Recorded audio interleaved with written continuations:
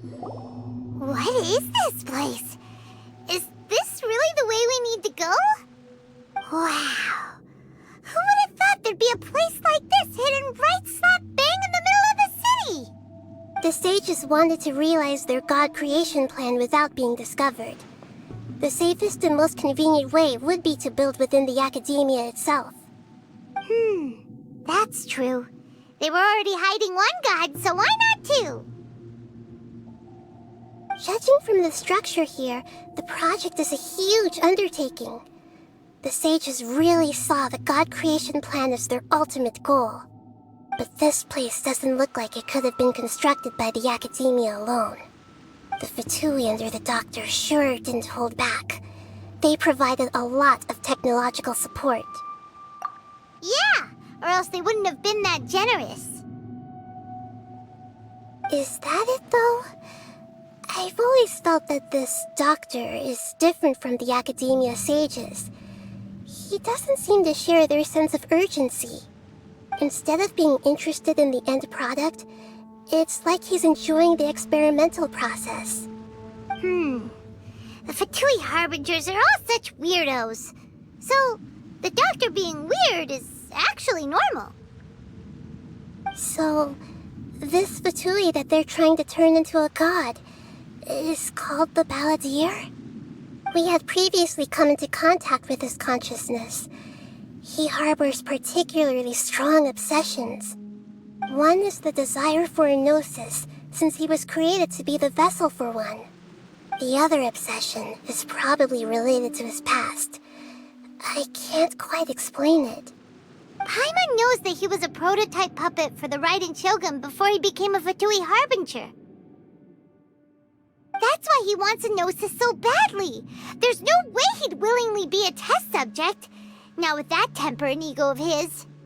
It sounds like you know the Balladeer quite well. I see. Tell me more about him and what he's like. The more we know now, the better we can plan for and react to any future situation.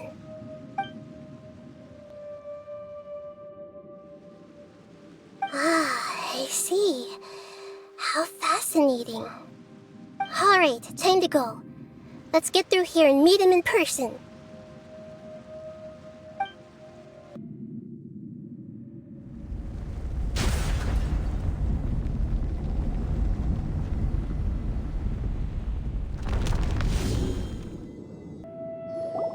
Looking at its operational status, we must prepare for the worst.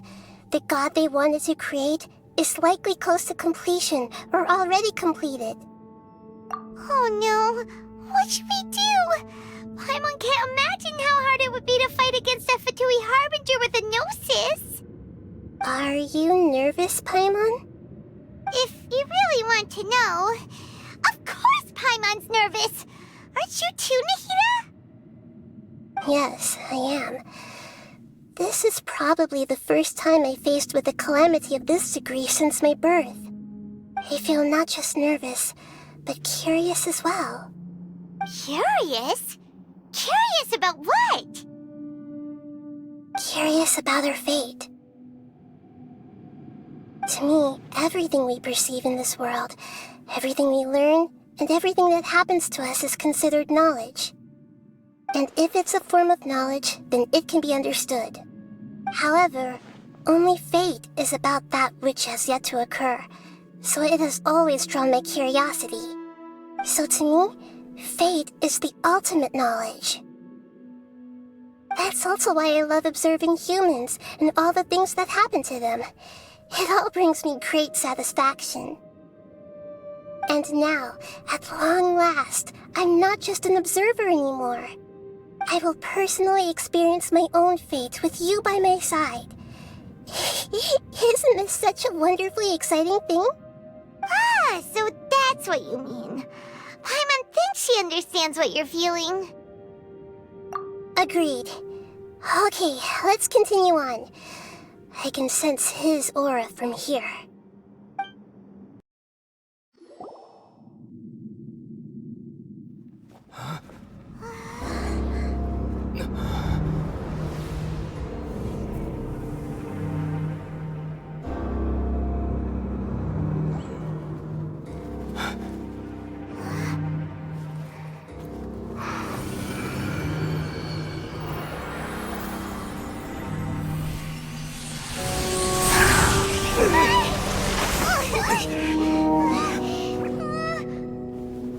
would have thought the world would be so eager for my birth?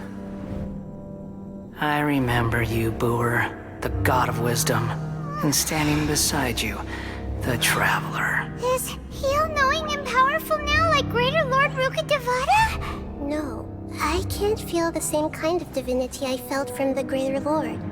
It seems that the sages didn't get the chance to infuse the divine knowledge capsules into him.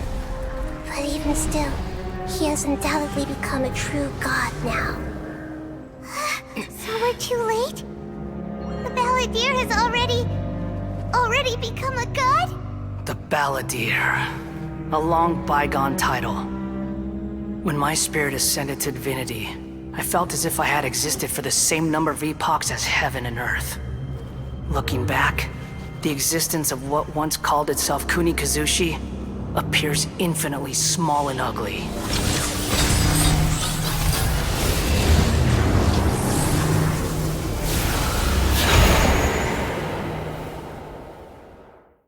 This imposing aura, it really feels like the gods! A body that capitalizes on the Balladeer's original construction as a mechanical puppet, with the Gnosis serving as a constant power supply. How much effort and resources did the sages put into this? From a purely technological perspective, it's a commendable achievement indeed. It's no exaggeration to say, this is the culmination of human wisdom. You sure are something! Dishing out compliments at a time like this? But I don't think he's reached the spiritual height of a god. Strife is engraved upon every god and every gnosis brought forth into this world. Can you feel it? The exhilaration of such power, and the thrill of anticipation for our contention. Nahida wouldn't feel the same things as you! Do you not realize that you are interrupting a conversation between gods? Lowly creature, know your place! The strife engraved upon a Gnosis. You're talking about the Archon War. Tevat's current peace was not easily won.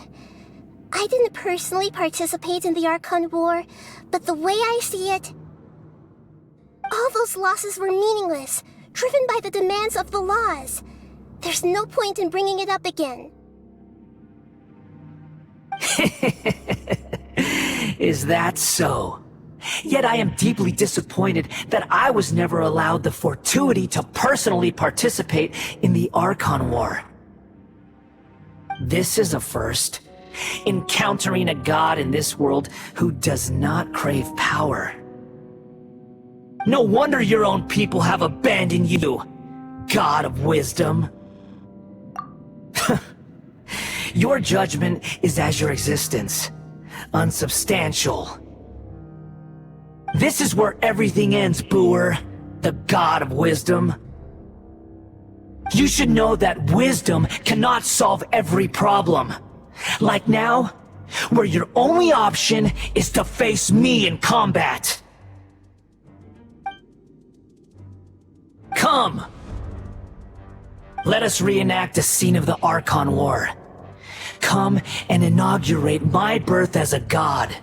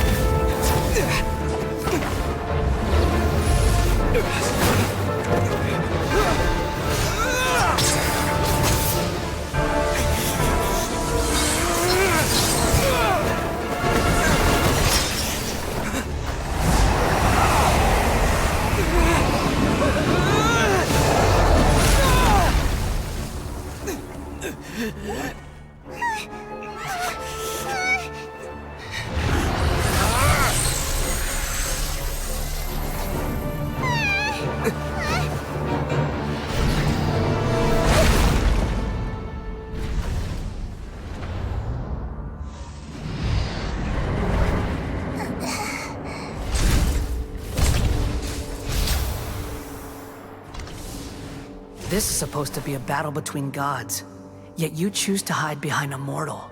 And now, you're acting like you'd sacrifice yourself for a human. Are you having fun proving a false sense of heroism to yourself, Booer?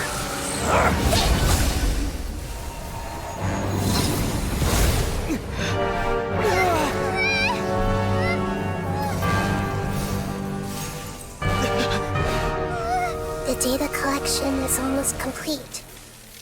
Do you even know how many times you've tried to take my gnosis from me?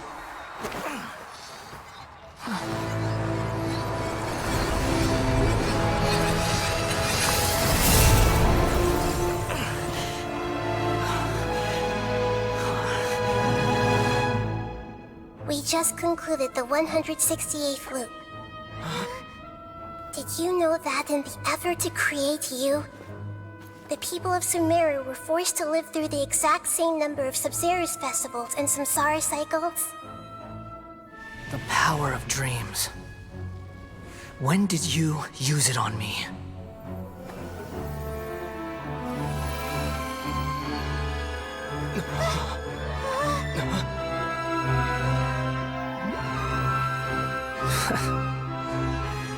You can't even defeat me in a dream. What do you hope to achieve with this little trick? Come, Traveler. Just like before. Allow me to awaken the memories in your dreams. All that battle experience! It's more than that. Compile everyone's wisdom in the name of the Archon. That is the original function of the Akasha. I've sent everything that happened just now to the people of Sumeru in the form of knowledge. I've asked them to help you find a way to defeat the false god.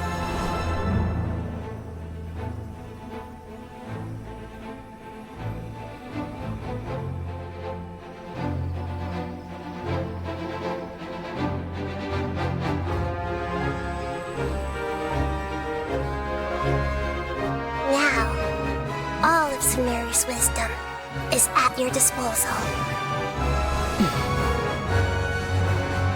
Meaningless tricks won't save you.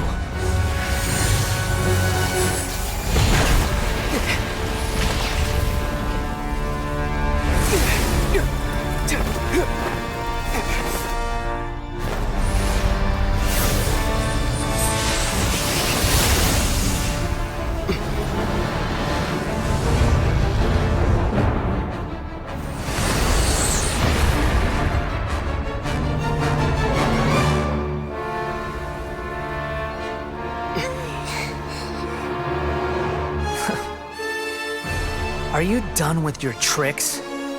Can I finally take this as a real battle between gods? I'll leave this to you, the first sage of Booer.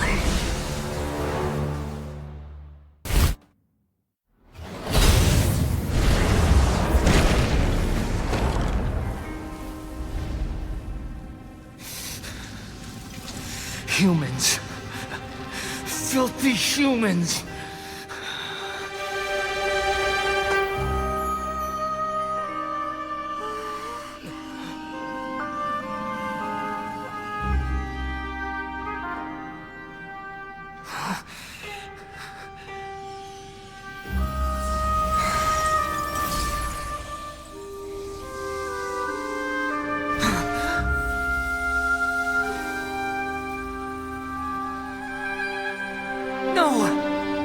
Wait!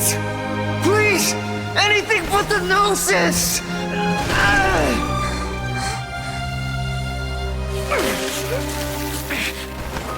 That's mine! Don't even try! I'll never go back!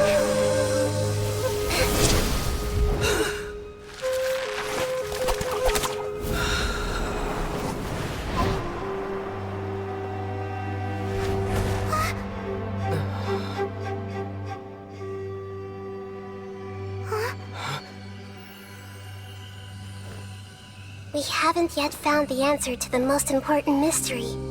Irminsul is still waiting to be saved. With the power of another Gnosis, we may now finally understand the last memory of Greater Lord Rukkhadevata.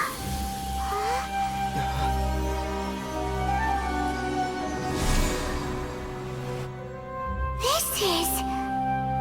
That's right. This is the last memory of my predecessor.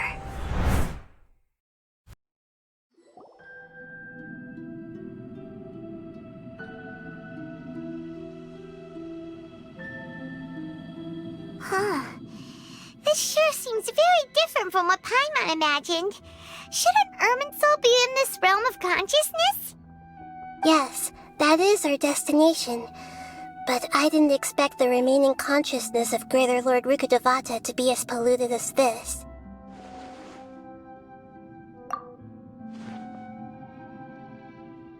Forbidden knowledge? It seems you know about a concept that even I don't completely understand. Could you tell me what you know?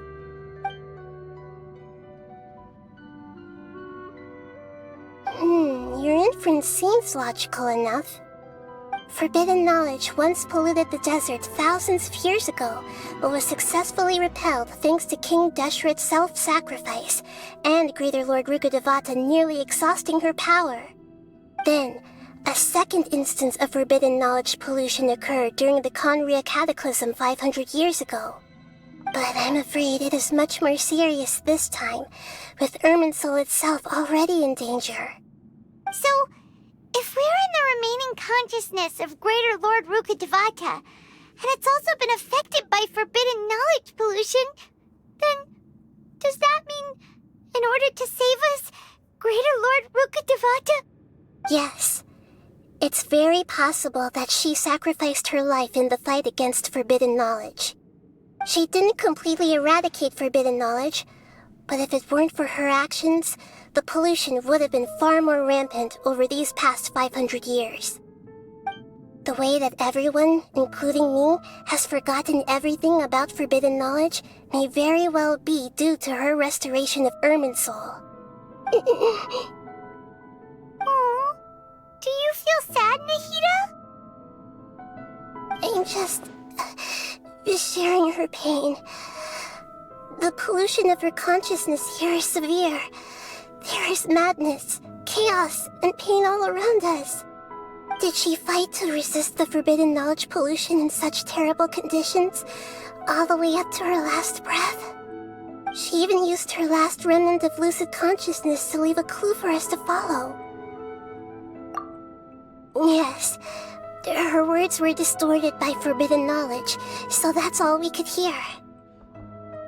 But now, we have a chance to find the answer to this mystery. We can cross the polluted consciousness until we found the right path to meet with her lucid consciousness. And then, we'll let Greater Lord Rukkhadevata tell us the truth in person. Each of us need to be mindful of the state of our own consciousness while we are here. Even with the Gnosis' protection, we must always keep a clear mind. Otherwise, we could go mad at any moment.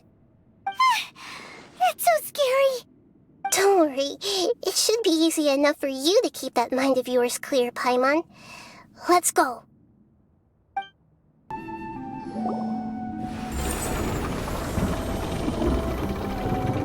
We changed direction. Are we still going the right way, Nahida? Judging from the current route, the boat of consciousness will soon take us out of here.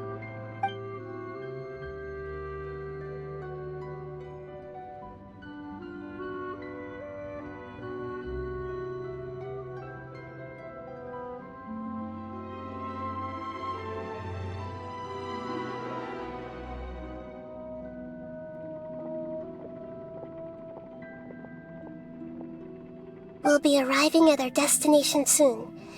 How are you feeling? Are your minds still intact? Huh? But everything's been completely normal for Paimon. Hopefully there won't be any more interruptions. This time, we should be able to meet Greater Lord Rukkhadevata. Are you saying you've never met Greater Lord Rukkhadevata before? No, it seems that my birth and her death took place at the same time. Otherwise, I think she would have given me a little more guidance, and I could have done a better job. Hey, you've done a great job, Nahida. Let's get out of this creepy place and go meet her.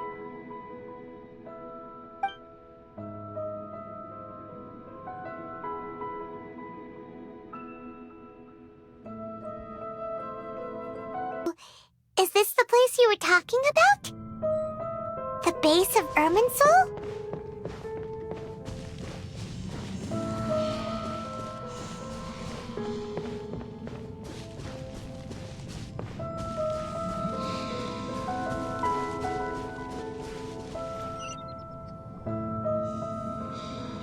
Well, this is the place.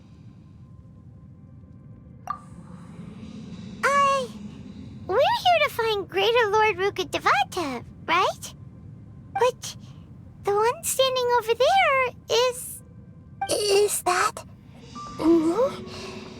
She looks exactly like me. Are you Greater Lord Ruka Devata?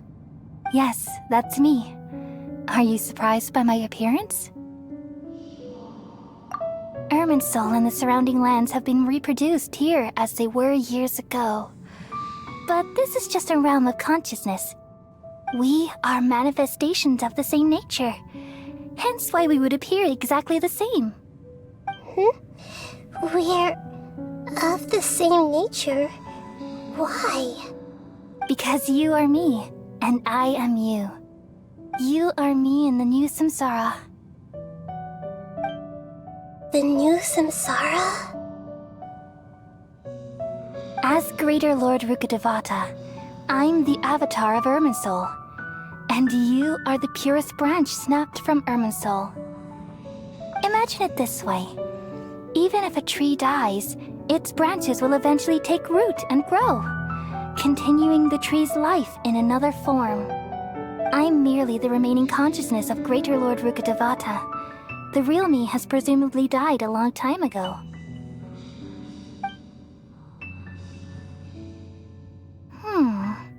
Judging from your appearance, I've probably been dead for 500 years. But you're finally here. My new self in the samsara. If this is true, then am I going to be a great Archon like you someday? Though we share the same nature, our fates are bound to be different. All things have their own fate. When a branch grows into a mature tree, it won't be the same as the original tree. That's why fate is the ultimate knowledge, isn't it? That's a great insight. Yes, very good. It's also precisely why you won't become like me. Really? But perhaps you may become an even greater Archon than I. I already see a determination in you that I didn't possess in my time, and the future that it leads you to will be yours alone. Along with the blessings from your past experiences. Don't worry. The growth of wisdom is like that of a plant. You only need to wait quietly for the flower to bloom. Come to think of it, the sages never had the faintest inkling of the meaning of wisdom. Thank you. Nothing makes me happier than discovering that the Archon I always admired was in fact myself in another fate. It's so nice to speak with you, Greater Lord Rukadevata. I've always wanted to meet you. The feeling is mutual. From the moment I snapped the branch off Irminsul and created you, I've also looked forward to talking with you. Could you tell me why you wanted to create me? And what exactly happened when you died? Ah, I see. You're here seeking answers, right? Everything that day, even the sky itself, changed into a color like this. At that time, the 7 were all summoned to the nation of Conria. Except for me. I had a more important task to attend to. I had to protect Irminsul. The disaster occurred together with the pollution of forbidden knowledge. At that very moment, with my consciousness connected to Irminsul, I sensed something was wrong. The pain started to torment my mind. By the time I reached Irminsul, it was already displaying signs of corruption. Had I not repelled the pollution of forbidden knowledge with King Deshret thousands of years ago, I might have felt even more hopeless and lost. So what exactly is forbidden knowledge? It's a kind of knowledge that doesn't belong to this world, and a form of truth that can't be understood. It came from the very bottom of the abyss. Even I could never understand it. The world is constantly rejecting it, leading to all kinds of bad phenomena. If we allow forbidden knowledge to pollute Irminsul, I'm afraid the entirety of Teyvat could fall apart. So, there's knowledge that even the God of Wisdom can't understand? At that time, I knew I couldn't repel the forbidden knowledge with my strength alone. Which is why I created a device that compiled human wisdom and named it the Akasha. It's truly the world's most amazing invention. Thank you. For a long time, I thought dreams were the fruit of human wisdom. Though it was selfish to do so, I borrowed people's dreams using the Akasha. Then I compiled their wisdom and all of my own power. Well, did it work? Thanks to the wisdom of the people of Sumeru, almost all the forbidden knowledge was cleared from Irminsul. But things didn't go as smoothly as I thought. I had a terrible headache, which gave me an uneasy feeling. And then, I remembered that my consciousness was also connected with Irminsul. It brought me knowledge and wisdom, but vile corruption as well. From the very beginning, my existence had been polluted by the forbidden knowledge. Oh no. How could that happen? I've experienced that pain in your consciousness. It must have been a horrible experience. Yes, but my feelings weren't important. The important thing was that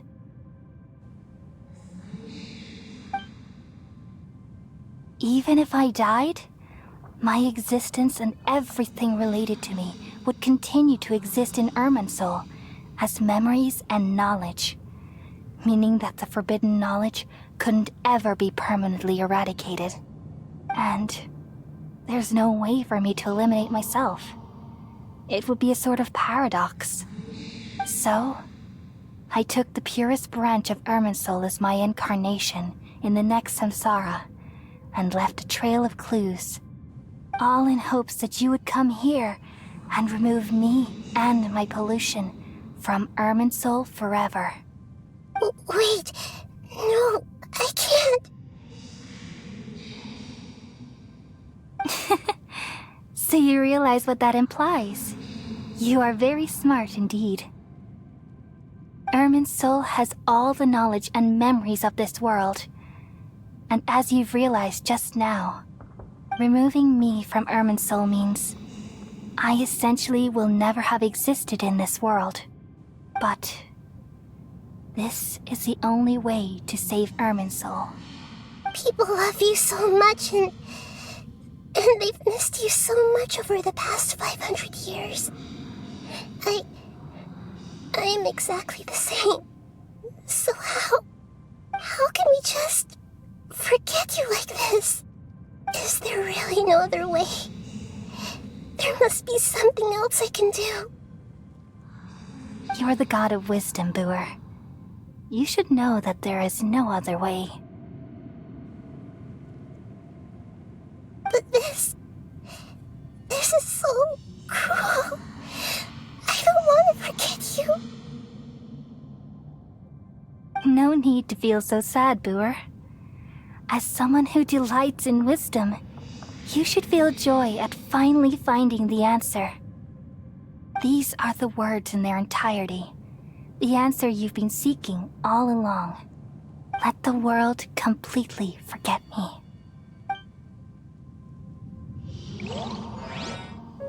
We all nestle under the great tree of wisdom, peering out to perceive the world. From the earth and from the rain, we perceive its wonders, until we become a white bird to perch atop a branch, and finally snap off the most important leaf. Once upon a time, I alone dreamed in this world. In my dreams, everybody would also dream after they fell asleep. Wild and wonderful thoughts would emerge from their minds. Some tumbled to the ground, and others floated to the sky, connecting all things in the world into one dazzling net. Among a plethora of worlds were numerous smaller worlds, all of fate, finding within the tapestry their brilliant glow. I gradually understood that these indescribable and constantly changing things are the most profound things in the world. Only they can completely repel the madness. Only dreams can awaken consciousness from the deepest darkness.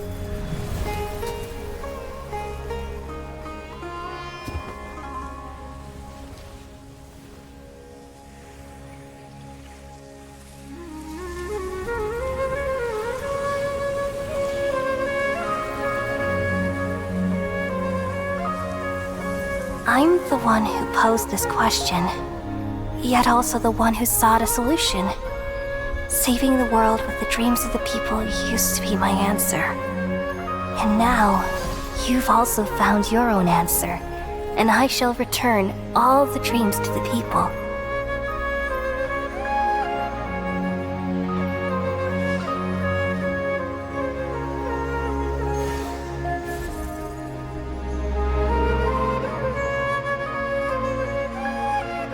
Goodbye, people of Sumeru.